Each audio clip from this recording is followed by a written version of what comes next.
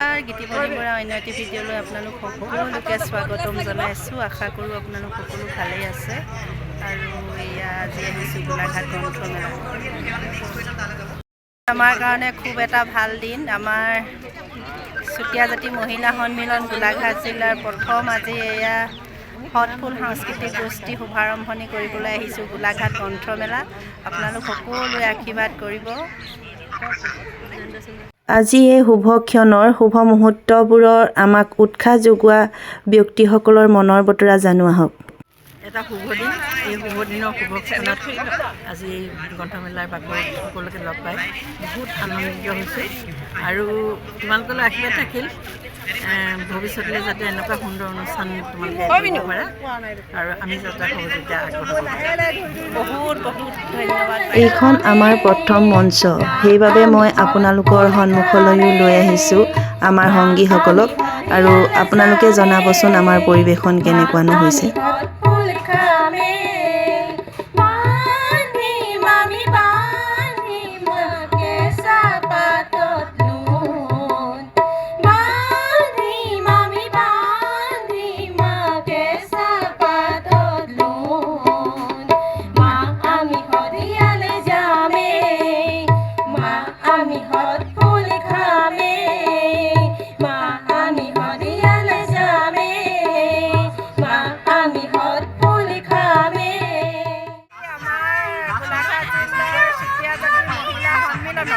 আমাৰ এয়া শ্ৰদ্ধা সভানেত্ৰী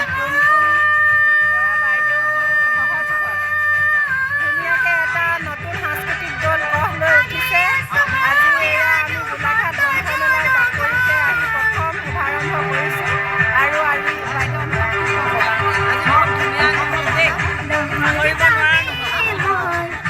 সকলোকে আশীষ বিচাৰিছোঁ আমাৰ দলটি আগবঢ়াই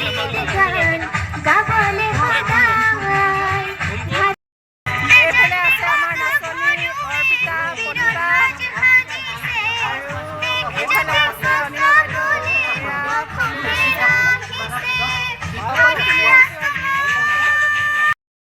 মোৰ লগত আছে এয়া জুলি দীপা ভাৰতী, তাৰপৰা এইফালে আছে ৰূপা আৰু এয়া আজি সফল সমাপ্তি ঘটিলে। ভাল লাগিছে আজি এনেকৈ যে প্ৰগ্ৰেম এটা ভবাই অহা কালিলৈ অনুষ্ঠিত হ'ব উজনি অসম মুছলিম কল্যাণ পৰিষদৰ উদ্যোগত সাধু কোৱা প্ৰতিযোগিতা। গতিকে উক্ত প্ৰতিযোগিতাটো গ্ৰন্থমেলাৰ চতুৰ্থ দিনা আমি সৎফুল সাংস্কৃতিক দলে চিৰ চেনেহী গীতটি পৰিৱেশন কৰিবলৈ সাজু হৈছোঁ আৰু আপোনালোকক সেই গীতটিও দেখাম। আৰু এইফালে আছে বাইদেউ, কি ক'ব এতিয়া? আজি চতুৰ্থটো দিনাও আমি পাইছোঁ। সৎফুল সাংস্কৃতিক দলৰ কাৰণে অতিশয় গৌৰৱৰ বিষয়। আমাক সকলোৱে আদৰি লৈছে। আমি আজি চিৰ চেনেহী ভাষা মোৰ জননী গীতটি পৰিৱেশন কৰিম। আমি আৰু আগুৱাই যাম, সকলোৱে আশীৰ্বাদ। আমাৰ এই সাংস্কৃতিক দলটি আগবঢ়াই নিবলৈ আমাৰ সদায় সাহস হৈ ৰৈছে এয়া হেমাকান্তি বাইদেউ আৰু এয়া বিনীতা বৌ আৰু এই দুয়োগৰাকীয়ে আমাৰ সাহস সদায় থাকিলে আমাৰ ঘৰখনৰ মুখিয়াল থকা নিচিনা হয়। আৰু বাইদেউ কি ক'ব? আমি সদায় এওঁলোকৰ লগত গাৰ ছাঁৰ দৰে আছোঁ আৰু সৎফুল সাংস্কৃতিক এই সাংস্কৃতিক গোষ্ঠীটোৰ ভৱিষ্যত উত্তৰোত্তৰ উজ্জ্বল কামনা কৰিছোঁ আৰু আমি যাতে সদায় এনেকৈ সদায় একেলগে থাকোঁ, ইয়াকে ভগৱানৰ চৰণত প্ৰাৰ্থনা জনাইছোঁ। বৌ মানে কি ক'ম আৰু, জীয়াই থকা দিনকেইটা তোমালোকৰ লগতে এনেকৈ থাকিম আৰু সাংস্কৃতিক দিশটো আগুৱাই লৈ যাব জাতিটো জীয়াই থাকোঁ আৰু আমাৰ চুতীয়া জীয়ৰী আৰু বোৱাৰীবোৰৰ নাম ৰাখিবলৈ ন। আৰু চতুৰ্থ দিনাও আমি এনেকৈ চিৰ চেনেহী মোৰ ভাষা জননী গীতটি পৰিৱেশন কৰিলোঁ। আজি ৰাতি বিহু অসম দিৱসত আহিছে এয়া দীপা, কৈ দিয়া কিবা এটা। আমি আজি গ্ৰন্থমেলাত ছেকেণ্ড প্ৰগ্ৰেম কৰিবলৈ লৈছোঁ। প্ৰথম প্ৰগ্ৰেমটো আমি কৰিলোঁ আমাৰ চুতীয়াৰ মানে টকা বিহু। আপোনালোকে ছাপোৰ্ট কৰিব যাতে আগলৈও আমি এনেকৈ আগবাঢ়ি যাব পাৰোঁ। এইফালে কৈ দিয়া কিবা এটা। আশীৰ্বাদ কৰিব কৈছোঁ। একদম আৰম্ভণিৰ পৰা উৎসাহ যোগোৱা মানুহজন। বেমাৰী নহয় দেই, বেমাৰী নহয়, এনেই কৈছে।